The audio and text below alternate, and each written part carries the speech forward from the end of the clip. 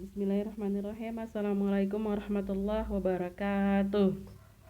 Semoga yang menjawab salam dengan penuh semangat mendapatkan IPK tertinggi dan menjadi wisudawan terbaik. Amin. Semoga dalam keadaan sehat semuanya, dalam keadaan penuh semangat untuk belajar mata kuliah taksonomi tumbuhan rendah. Baik, pada kesempatan kali ini kita akan membahas tentang pengantar taksonomi, klasifikasi, dan sistematik tumbuhan. Jadi sebelum tahu tentang taksonomi tumbuhan rendah, kita bahas dulu ini. Yang perlu kita pahami yang pertama berkaitan dengan klasifikasi. Kenapa harus ada klasifikasi? Yang pertama kita harus paham dulu bahwa makhluk hidup itu beraneka ragam. Apalagi tumbuhan. Tumbuhan ini salah satu makhluk hidup yang memiliki biodiversitas yang tinggi. Keanekaragaman dari tumbuhan itu memacu para ilmuwan untuk melakukan penelitian, melakukan inovasi-inovasi agar bagaimana nih caranya agar kita gampang mempelajari setiap individu dari tumbuhan itu, ya kita harus melakukan pengelompokan atau pengklasifikasian. Jadi tumbuhan itu diklasifikasikan gitu agar bisa memudahkan kita dalam mempelajarinya. Seperti halnya dalam kesempatan ini kita mempelajari tumbuhan tingkat rendah, golongan atau kelompok tumbuhan tingkat rendah. Nah, setelah adanya klasifikasi baru muncul istilah taksonomi tumbuhan. Jadi taksonomi tumbuhan itu mempelajari tentang bagaimana cara kita memberi nama atau apa ya istilahnya, mengenali nama dari setiap tumbuhan. Yang pertama yang akan kita bahas tentang keanekaragaman tumbuhan itu adalah faktor-faktor yang mendorong bertambahnya keanekaragaman. Ada dua faktor ya, faktor dalam yang berkaitan dengan genetik dan faktor luar. Faktor dalam berkaitan dengan genetik itu yaitu genetic drift ya, pewarisan sifat dari induk ke keturunannya. Jadi itu juga sangat mempengaruhi. Faktor yang luar itu ada mutasi, adaptasi, metamorfosis, modifikasi, kompetisi, dan perubahan lingkungan. Jadi faktor luar walaupun spesies yang sama gitu, dia hidup di daerah yang berbeda, tempat yang berbeda, atau tumbuh di lingkungan yang berbeda, itu akan mengalami mutasi, akan mengalami adaptasi, akan mengalami metamorfosis, akan mengalami modifikasi dari organnya. Dan itu adaptasinya berdasarkan adaptasi dari lingkungannya masing-masing. Dan mau tidak mau, dengan adanya perubahan dari setiap organ spesies tumbuhan tersebut, baik melalui mutasi, adaptasi, metamorfosis, dan modifikasinya, itu memicu terjadinya keanekaragaman. Jadi satu spesies yang sama ditemukan 2 individu atau 3 individu, 4 dan seterusnya di lokasi yang berbeda, lingkungan yang berbeda, akan menunjukkan bentuk dan ciri yang berbeda. Misalnya daunnya lebih lebar atau daunnya lebih sempit, daunnya lebih kecil, dan seterusnya.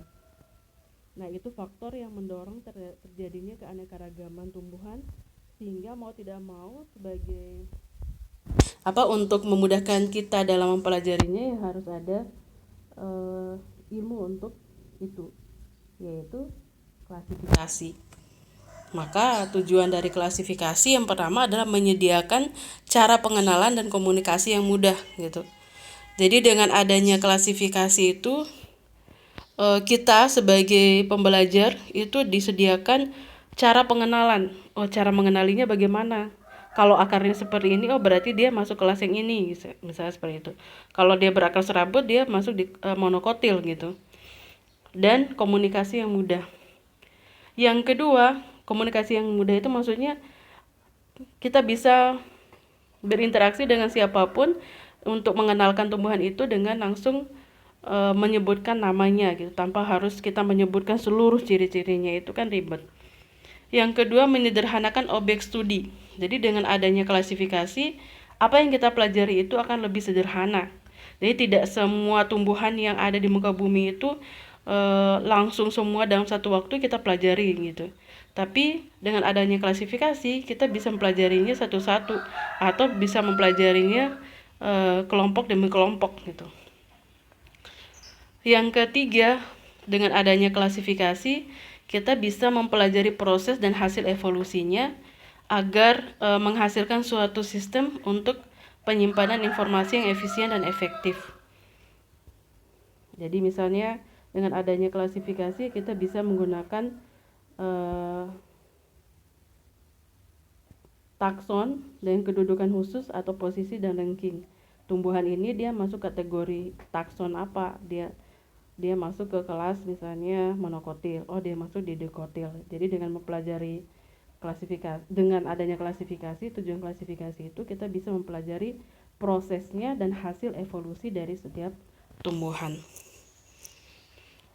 Operasional dalam klasifikasi. Apa aja sih yang dilakukan dalam klasifikasi? Yang pertama, mencatat persamaan di antara organisme. Jadi setiap organisme yang kita temukan, kita catat dulu karakter ya. Karakternya itu berkaitan dengan ciri dan sifat. Nanti kita akan bahas yang ini. Jadi mencatat persamaan di antara organisme. Persamaannya apa aja? Baru setelah itu kita mengenali takson. Kalau akar, batang, dan daun menunjukkan dia masuk ke kelas monokotil, ya berarti dia lebih cenderung ke kelas monokotil. Yang ketiga, operasional dalam klasifikasi itu menentukan hubungan antar takson. Hubungan antar taksonnya bagaimana? Apakah dia ini berada di takson yang lebih atas atau lebih bawah? Bagaimana? Atau ada nggak kerabatan antar taksonnya? Kemudian, yang keempat, menentukan posisi dan ranking untuk takson yang baru. Jadi kalau misalnya ada tumbuhan yang baru diidentifikasi gitu, kemudian kita tentukan dia ini masuk takson yang mana. Atau tumbuhan yang sudah pernah teridentifikasi, kemudian dilakukan pengamatan, penelitian yang lebih lanjut secara detail, ternyata dia bukan bagian dari spesies, dia masuk ke marga, lebih atas lagi taksonnya, kayak gitu. Kemudian yang terakhir, operasional dalam klasifikasi adalah menempatkan posisi yang benar dan ranking yang benar pada takson yang lama yang sudah dibagi dan digabung atau dipindah atau diubah dalam suatu hierarki menurut sistem klasifikasi yang lama atau dalam perkembangan sistem yang baru. Jadi kita menempatkan posisi yang benar ya dan ranking yang benar sesuai dengan taksonnya yang lama. Kalau memang tidak ada lagi yang dirubah, sudah sesuai takson yang lama, dia masih masuk ke takson yang marga gitu, kategori marga. Ternyata setelah melakukan penelitian dia masuk ke kategori spesies, ya sudah ditetapkan posisinya atau rankingnya yang benar ya adanya di spesies. Itu operasional dalam klasifikasi. Selanjutnya, dasar pemikiran dari klasifikasi.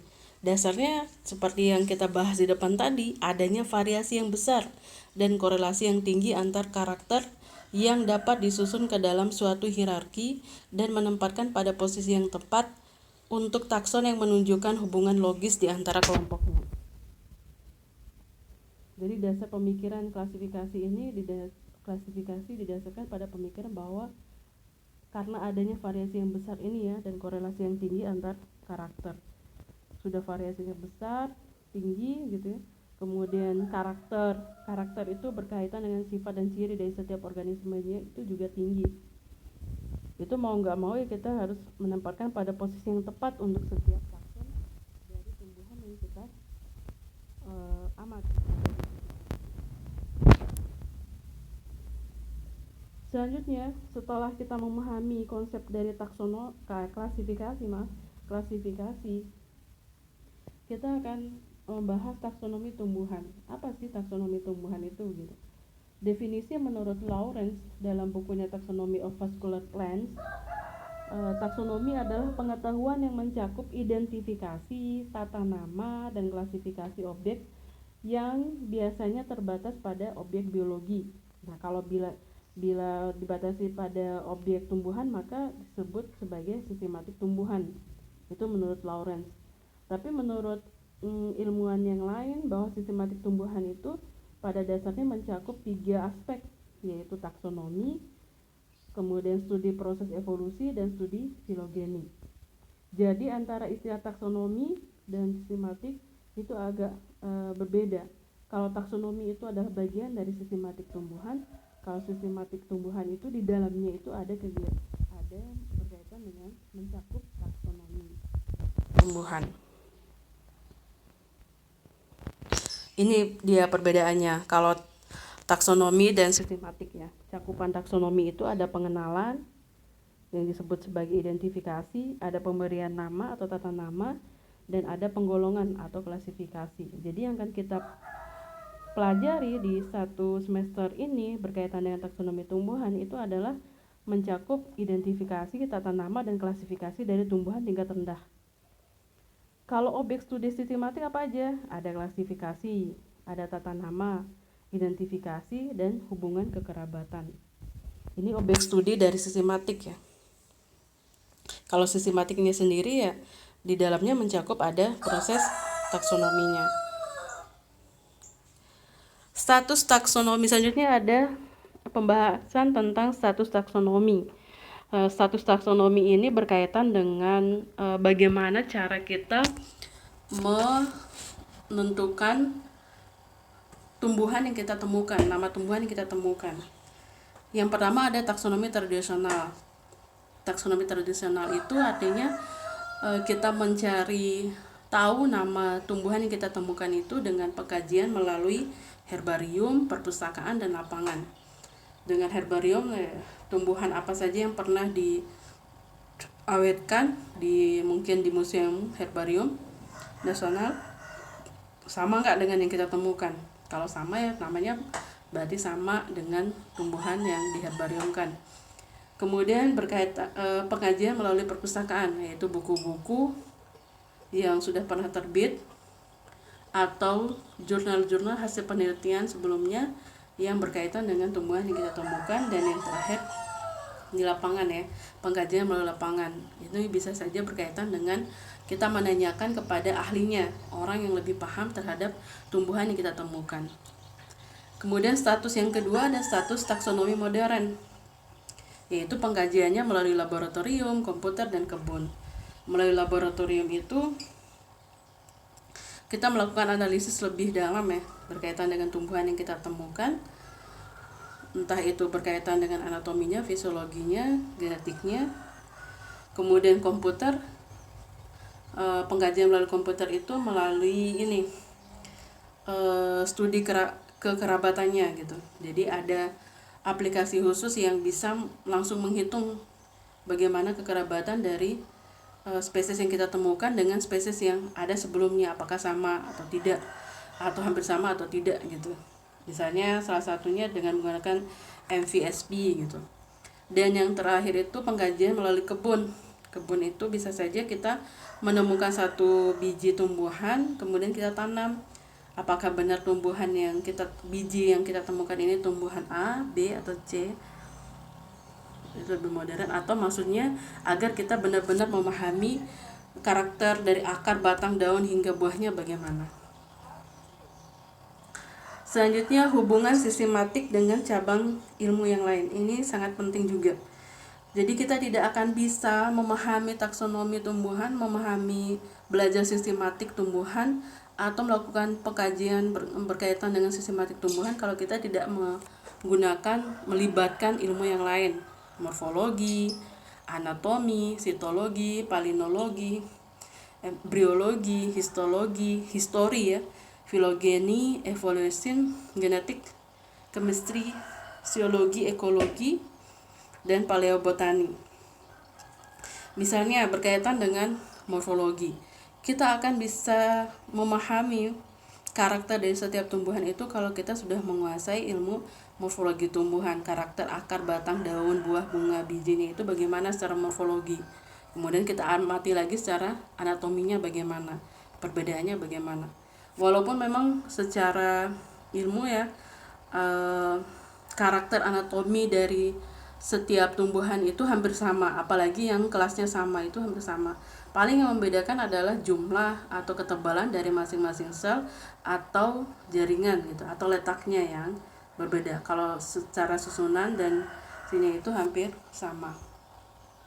Cuman yang perlu diperhatikan di sini adalah misalnya nih kita ingin membahas menentukan sumber bukti taksonomi, kita ingin membahas berkaitan dengan organisme. Kalau untuk organisme yang kita tekuni adalah ilmu morfologi, anatomi, sitologi, dan kimianya. Kalau itu berasal dari interaksi antar organisme ya berkaitan dengan biologi reproduksi. Kalau itu berasal dari interaksi antar organisme dengan lingkungannya, ya kita harus menguasai ilmu ekologi. Morfologi biasanya digunakan dalam semua tingkatan hierarki taksonomi ya.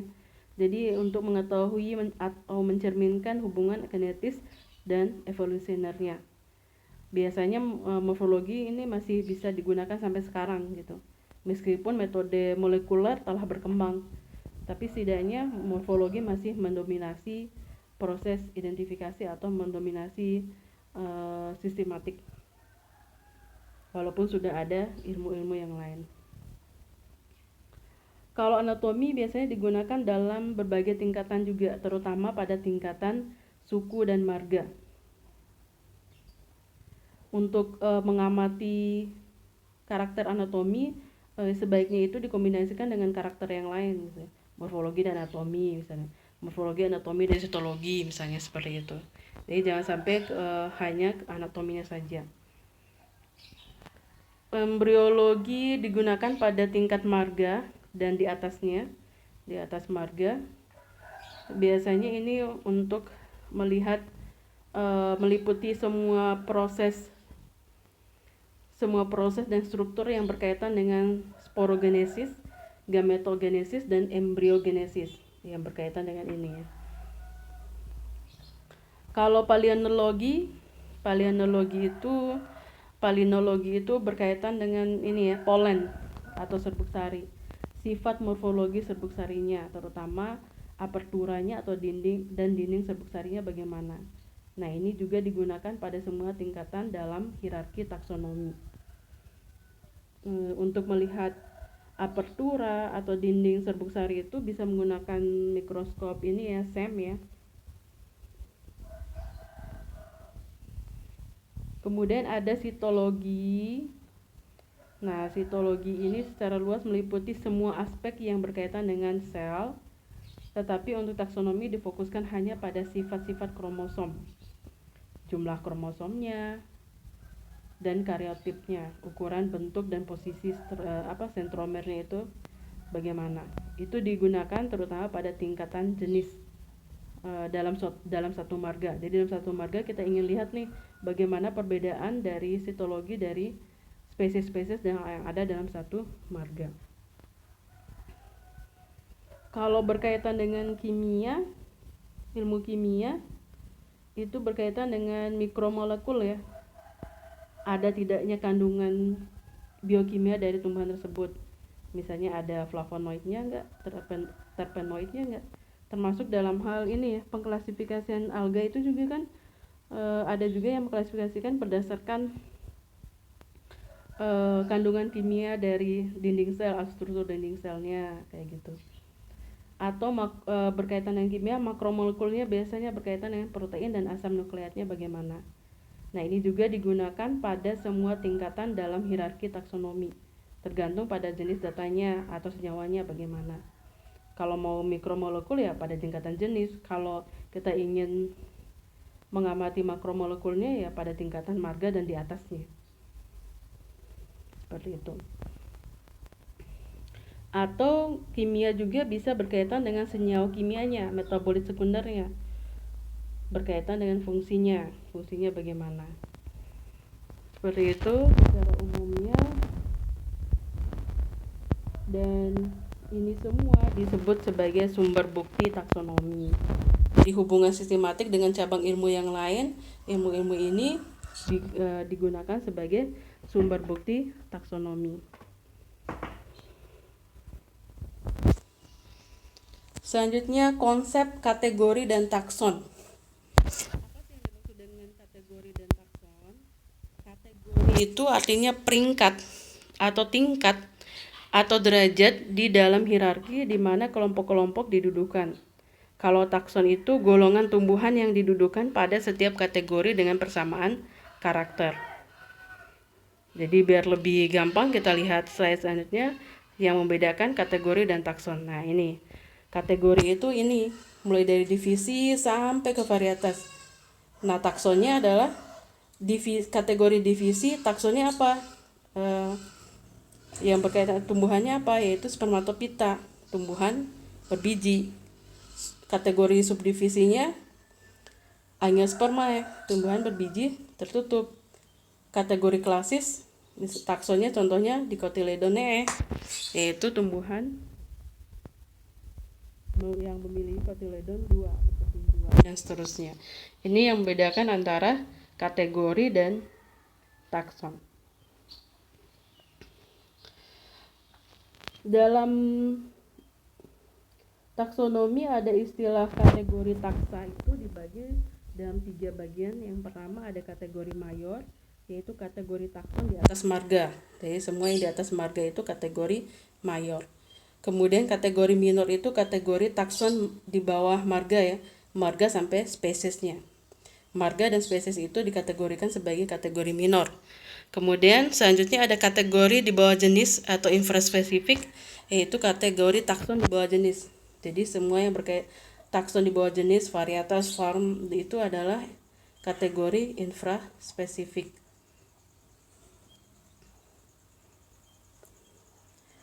Selanjutnya ini yang berkaitan dengan karakter, berkaitan dengan identifikasi. Kita mengidentifikasi tumbuhan itu ya dengan cara mengkarakterisasi. Karakter yang harus kita identifikasi itu ada berkaitan yaitu dengan ciri dan sifat. Sifat dan ciri dari suatu tumbuhan yang digunakan untuk menyusun klasifikasi dan identifikasi. Ciri itu artinya wujud yang merupakan ekspresi sifat yang dapat dibobot. Contohnya misalnya beringgit, bulat, berseling, dan lain-lain. Kalau sifat, pertanda yang mengacu pada bentuk, susunan, dan tata letak organ tumbuhan. Contohnya misalnya ya, sifat tepi daun. Tepi daun bergerigi, bisa seperti itu. Atau tepi daun beringgit. Atau ujung daun bulat, ujung daun berbelah, kayak gitu. Jadi ciri sifat ini adalah karakter yang tidak boleh lepas dari proses identifikasi dan klasifikasi dari tumbuhan. Jadi itu untuk pengantar taksonomi tumbuhan rendah. Kita membahas tentang klasifikasi, taksonomi, dan sistematik tumbuhan. Jadi secara umum yang menyebabkan terjadinya terjadinya klasifikasi, yang mendorong klasifikasi itu karena adanya keanekaragaman. Seperti itu. Ini sumber yang saya gunakan. Saya akan dibaca lagi. Dan sampai ketemu pada pertemuan selanjutnya. Assalamualaikum warahmatullahi wabarakatuh.